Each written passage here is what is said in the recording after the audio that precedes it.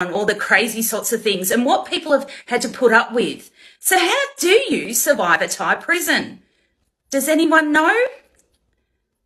Hello, Mick Musa. Hello, Roger. Thank you for being my first ever lives. This is awesome.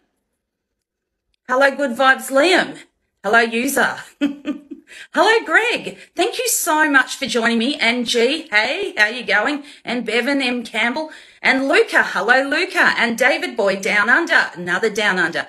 Oh, this is awesome. Thank you so much. So do you want me to get straight into it and talk about these amazing escapes? Because I have stories for you. And the first one's about an Aussie guy, David McMillan. Have you heard about him? He was the only Australian ever to escape the Phnom Penh prison by getting outside the gates himself physically. Now, he was also the first Australian, but the only person in the world to have ever gotten out of there by traditional escape methods, which is pretty amazing if you think about it. He had his own little ladder made from bamboo. He had hacksaws. He had hacksaws, okay, and he used them to sort of shave through the bars, but he had to like lubricate himself up and squeeze himself through these bars. But the one thing that he sort of had the advantage over everyone else was, and this is where your escapes go wrong in Thailand, so grab a pen and paper in case you're planning to escape. He knew exactly what the guards were doing at that time of night. So it was 2 a.m. You know that story, Dr. Chris? He's amazing. David's on my podcast soon, Escaping Bangkok. So I'm really happy that I spoke to him. He is an amazing storyteller. I know he's done some terrible things, but he wants people to learn from his bad mistakes. So he's lubricated himself up, squeezed through the bars, and then had to sneak around. So the guards may be asleep, right? But they've got these minions that work for them who are prisoners, but they're higher up in the hierarchy. So you've got to make sure that they're not alerted to what you're doing. So he eventually had to get through 9 walls.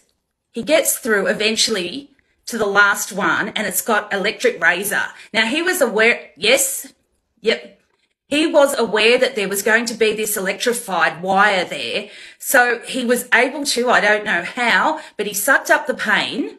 And I actually asked him on the podcast. He sucked up the pain, got down, and then his next task was to, he was starting to get really stressed out because it was 2 a.m. when he first escaped, and now the sun's coming up.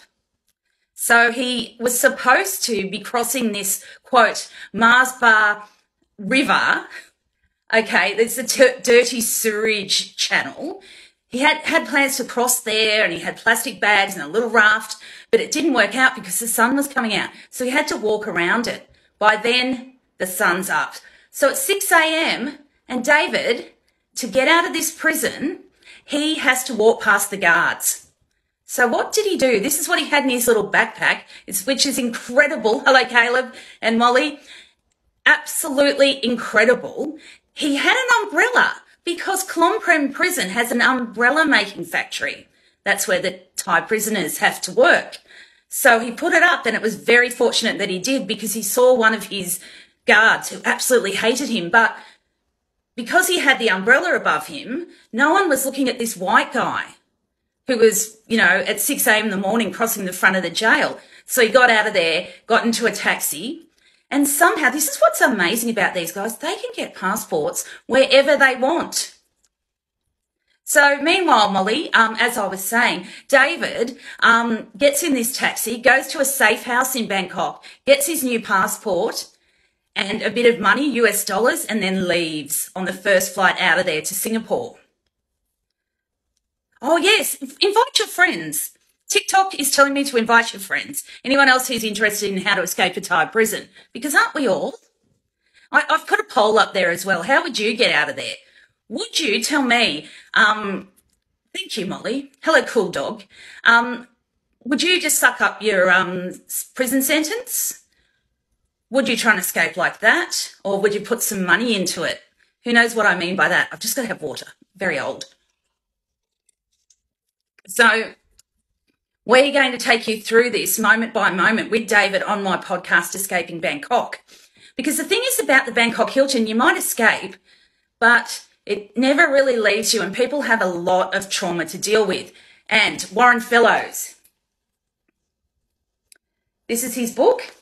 It's called The Damage Done. He was in Bang Kwang prison in Bangkok, and he spent 12 years there. It was an absolute nightmare that he lived through. And he came back to Australia a totally different man. He was caught smuggling heroin and guess who he was smuggling the heroin for? Arthur Neddy Smith. Does anyone know who he is? He's one of the worst gangsters in Australian history. So he was there for 12 years and eventually he got a pardon and he was sent home to Australia. But by then he had hepatitis, he had HIV, and he was extremely physically malnourished because you won't get a Panadol even in these places. And if someone dies on a bank holiday, you have to wait 3 days for someone to come and get the body because there's no one on staff to do it.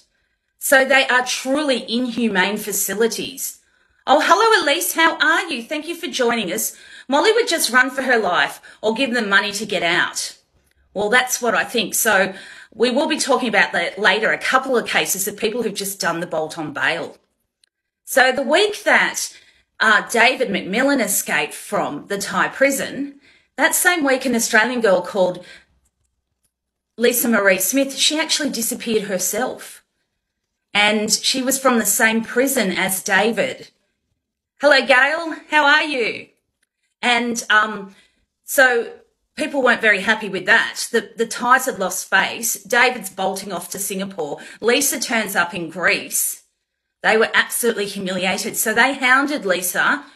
Yes, you've read that book, Dave. It's awesome, isn't it? Now, his son, I'm doing a giveaway too. So if you'd like this book, just DM me and tell me what you do to get out of a Thai prison. How does that sound? This is his Warren Fellows' son, Adrian Simon, and he wrote a book about what's it like to be the kid of a drug dealer who is, so this drug dealer, Warren Fellows, who is in a Thai prison for 12 years. How does that affect your life? This book is incredible, and Adrian is also going to be on my podcast, Escaping Bangkok, so you can listen to him. He's got a remarkable story. So his father had a book, and then Adrian decided, right, well, it's time for me to reclaim my story. So it's, yeah, absolutely incredible, the stories that we've heard. Now, does anyone have any questions? Because this is a Q&A. I've talked a lot. I want to hear from you guys. Would you run for your life? Got 4 people on at the moment. So it's certainly fascinating and you'll learn all about it on my podcast. Hello, Woody. How would you survive a Thai prison? Would you escape on bail? Would you physically escape from the facility? I imagine, Dave, yeah. I don't think it quite ever leaves any of them. You'd run? I would too.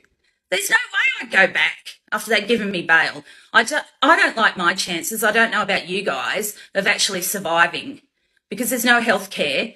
The food's so bad the cats vomit. Seriously, I know that sounds like a petty thing, but clean water, you have to buy your own water. So you're emotionally devastated. You're living top to tail with people. And when you're the new girl in Phnom Penh prison, you sleep next to the open toilet that's shared by 150 women. Hello, Tyler. How you going? Tyler would run. Molly sent me likes. Well, Escaping Bangkok, we're going to be releasing it very soon, and it's actually going to take us through the stories of the many people whose lives have been impacted upon by these prisons. Now, here's a fact about the Thai justice system. They have more people per capita in jail than any other Asian nation. And you know what